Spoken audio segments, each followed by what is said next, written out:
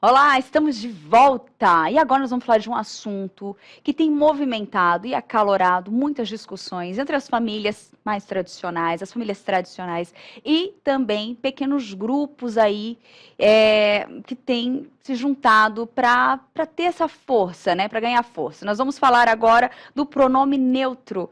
Gente, da linguagem não binário. E quem vai nos auxiliar neste bate-papo é ela, que é consultora em homeschool e after school, Laine Trovão. Laine, diretamente da Paraíba, aqui com a gente, aqui em São Paulo. Seja muito bem-vinda ao Tudo Mais. Obrigada, bom dia. Espero que vocês estejam me ouvindo bem e que legal poder participar. Espero poder contribuir aí. Muito bom. Laine, a primeira pergunta, eu acho que para a gente começar falando desse tema, é da gente definir, né? Entender o que é esse dialeto não binário, né? Como é que começou isso tudo? Então, na verdade, você falou muito bem. Existem minorias que são, de fato, né, como o próprio nome diz, minorias, mas que elas são barulhentas, são minorias barulhentas. E Uhum. apesar de, graças a Deus, nós sermos assim, a maioria do Brasil é conservador. Eu sou católica, né? Vocês são protestantes, então nós Uhum. temos valor. Então nós somos maioria, o nosso país em grande maioria é cristão, mas nós temos enfrentado uma minoria barulhenta que tem conclamado tanto de forma legislativa quanto na parte jurídica quanto na parte cultural, que é a maior incidência dessa situação, a questão de levantar a bandeira para dizer que a nossa língua seria uma língua machista, porque no nosso genérico, no plural, é o masculino. Na verdade, isso não é correto. Né? Na verdade, a nossa língua ela vem de derivação latina e no latim, nós temos o gênero neutro é muito parecido com o gênero masculino. E não é um gênero neutro para pessoas. Pessoas são homens e mulheres. Uhum. Neutro é o que é para coisas, sabe? Mas pessoas são homens e mulheres. Então, quando a gente fazer o plural, a gente coloca no gênero masculino e o feminino é que tem a marcação. Então, de forma alguma, a nossa língua é machista. Mas essa bandeira é levantada de forma contrária por essa minoria barulhenta. Olha, isso é verdade, viu? E que barulhinho que tem feito, né? Quantos ruídos. Eu acho que isso tem acalorado muitas, assim, as famílias. O que também, por um lado, é bom para despertar uma atenção para dentro de casa, né? Para a gente, às vezes, não ficar tão dependente de uma instituição para ensinar nossos filhos, né?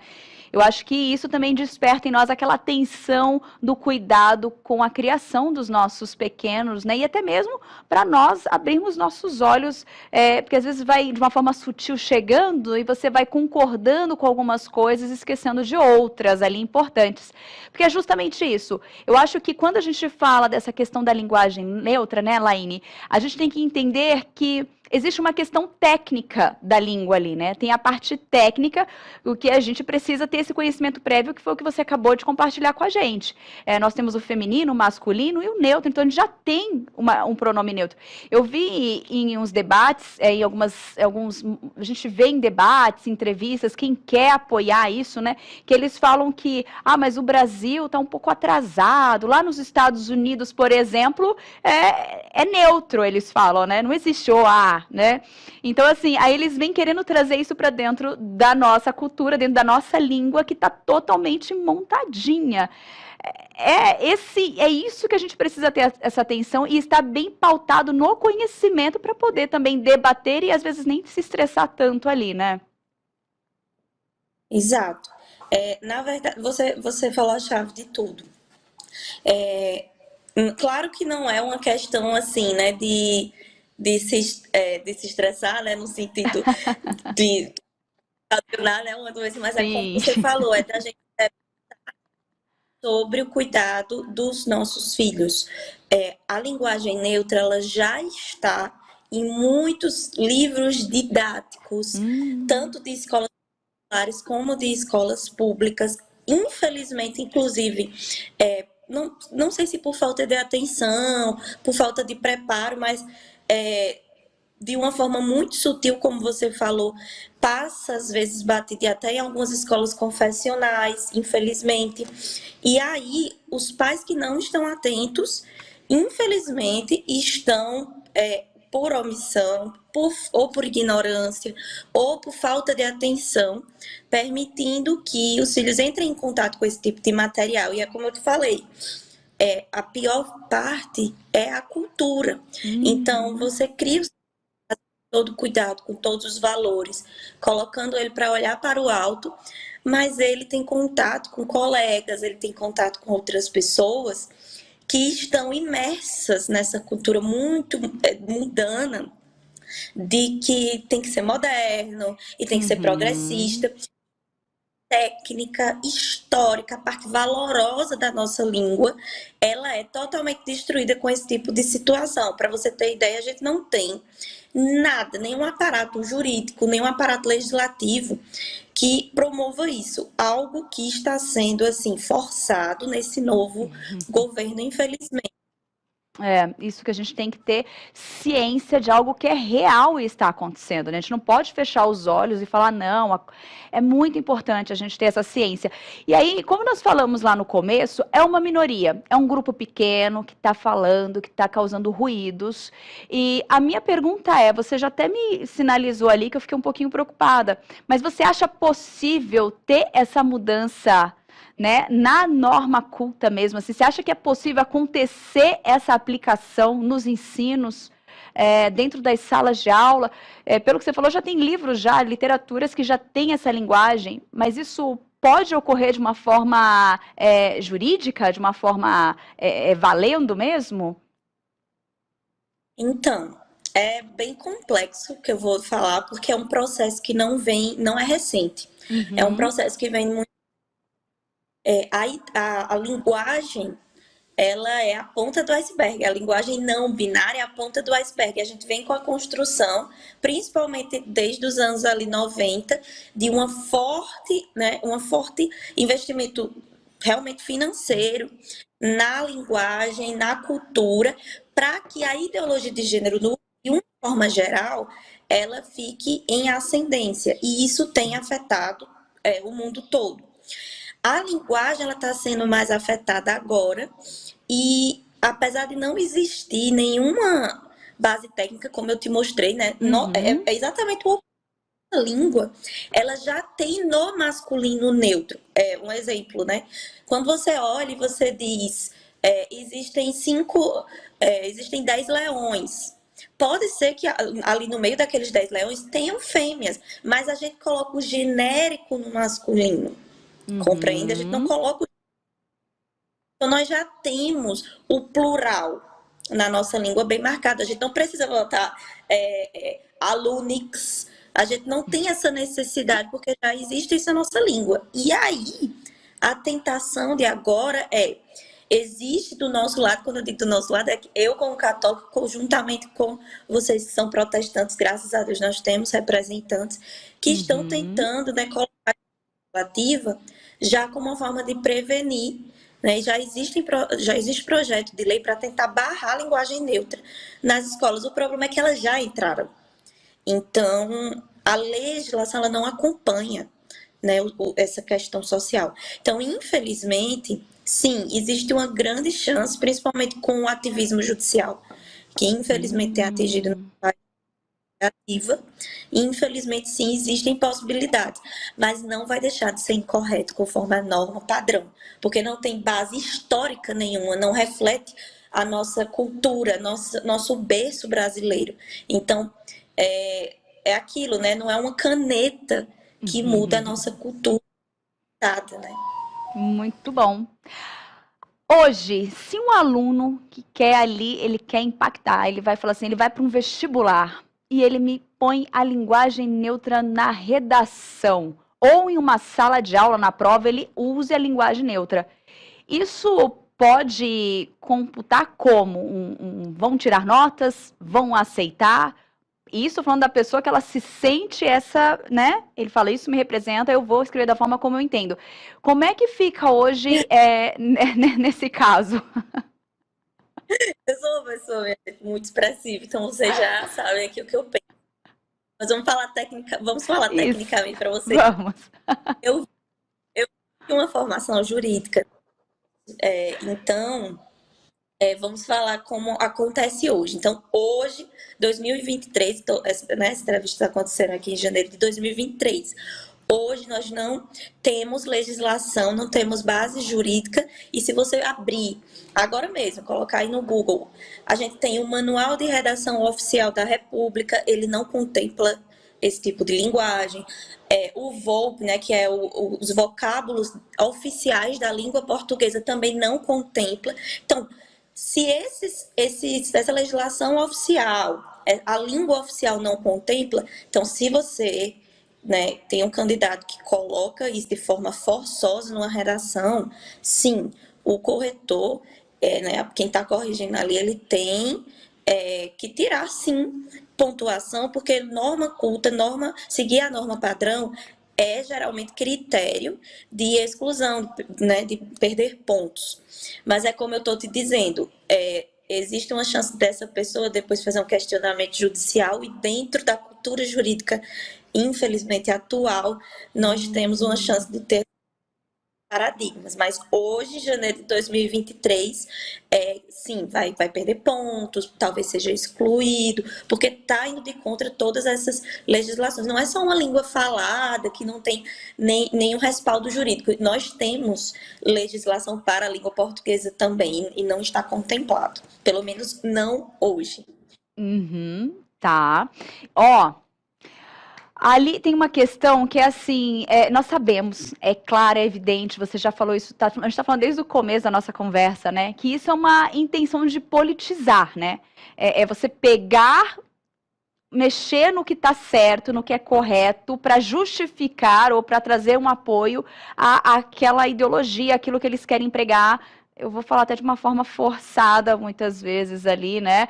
Mas nesse caso, quando essas situações acontecem, porque esse também não é um caso único, né? Mas quando eles pegam esses temas e eles politizam, qual que é o grande problema para a sociedade, para todos nós que estamos debaixo, né, de tudo isso ali?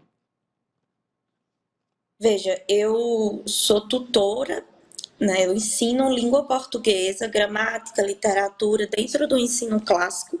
Então eu venho de uma media muito tradicional, né? Que vem lá dos gregos, da filosofia grega, do trivium, do quadrivium, que foi aperfeiçoado ali por Santo Tomás de Aquino, né? Dentro da linha católica, e eu também conheço várias pessoas protestantes que também seguem. Então, o que é que a gente vê? Hoje, e eu posso já te falar, né? Eu tenho muito contato com famílias. Infelizmente, hoje, as crianças que infelizmente já estão em contato com essa realidade, elas começam a se questionar sobre a própria identidade. Porque, olha, né, você diz assim, você tem livros de dados, lá na minha página eu coloco mesmo, e eu vivo em constante ameaça, derrubada, porque hoje, né, vocês também acredito que sentem isso na pele.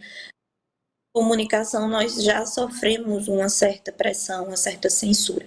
Mas as crianças, elas leem, elas escutam e elas veem, né, essa crise de identidade nas pessoas, e elas começam a se questionar. Peraí, mas eu sou menino, eu sou menina, mas eu não quero machucar o outro, porque essa é o que é passado, né? Se você não cumprir essa, você vai estar excluindo, sendo que é justamente o oposto, como você falou muito bem. Isso é apenas uma tentativa de ideologização, de politização de uma forma completamente negativa. Mas a criança não tem maturidade para isso. Então, ou os pais estão ali fortalecendo valores, dialogando, ouvindo e reafirmando: olha, meu filho, você é filho de Deus. Olha aqui no Gênesis, né? Homem e mulher os criou. Realmente, assim, aflorando, sabe, os dons de Deus naquela criança. ou existe uma forte tendência dessa criança ser, principalmente, né, claro, existe a personalidade, o temperamento, mas algumas elas já estão sendo infectadas por isso. E aí a gente já vê crianças com 5 anos de idade com crise de ansiedade, tendo que ir para o psicólogo com crises de identidade, assim, coisas absurdas. Isso é muito triste. Gente, a gente tem acompanhado muito isso, né? Como tanto quanto a sua página, que eu quero até falar dela agora, né? Falar do seu trabalho, como aqui na igreja, e também, graças a Deus, nós temos um grupo forte que tem atuando, que tem despertado, né? Usado as redes sociais, usado a comunicação para justamente trabalhar o contrário, né? Para resgatar, para salvar essa geração, é nossa responsabilidade, né? E, Laine, assim, hoje, acontecendo tudo isso que a gente está vendo, os ensinos indo por esse caminho, a gente tendo essas literaturas a fácil acesso em qualquer lugar, nas redes sociais. Você acha que nesse momento, pegando o seu trabalho, as famílias têm se despertado mais para o trabalho de homeschooling? E eu queria até que você falasse um pouquinho, então, né, um pouquinho da sua página, já divulgasse para quem quiser conhecer.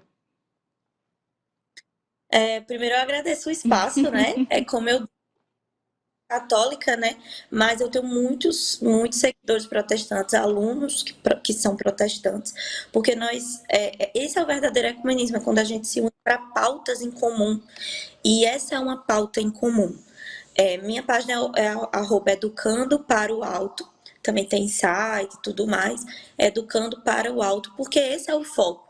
A palavra educação vem do latim, ex ducere, ou seja, conduzir para fora, mas conduzir o quê? Conduzir o melhor que nós temos para fora. E o melhor que nós temos é a nossa alma.